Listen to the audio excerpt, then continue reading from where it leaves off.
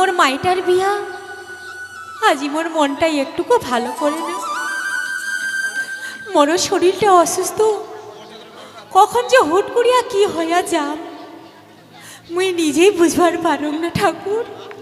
আজি মোর বেটির বিয়া যেতে ভাল ভালো পার করাস ঠাকুর, তোর কাছে মুই কামনা করুম ঠাকুর, কামনা করুম।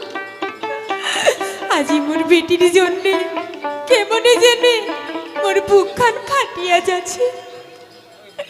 বারে বারে সল্লা বেটির কথা মোর মনে চলে আসছে। সোনালির মাও, ও সোনালির মাও, এই তুই আরো ইফতি আসি বসে বসে কান্দির ধরছিস?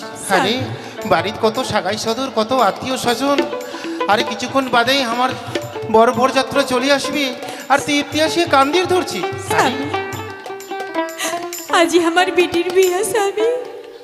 ছোট থেকে কত কষ্ট করে আমার বেটিটা মানসি করছি স্বামী, আজি আমার ছাড়িয়া ওই যে পরের বাড়ি চলে যাবে স্বামী। সোনালির মাও, স্বামী। তুই যদি এত ভাঙ্গি পড়িস তাহলে ছাওয়াটা কি করবে কত? আরে স্বামী। তুই তুই অমন করে কান্দিস না সোনালির মাও। স্বামী, তোর কি কোনো কিছু হয়েছে? স্বামী, আর মোর কি হবে স্বামী? তোমরা তো জানেন আমরা অসুস্থ।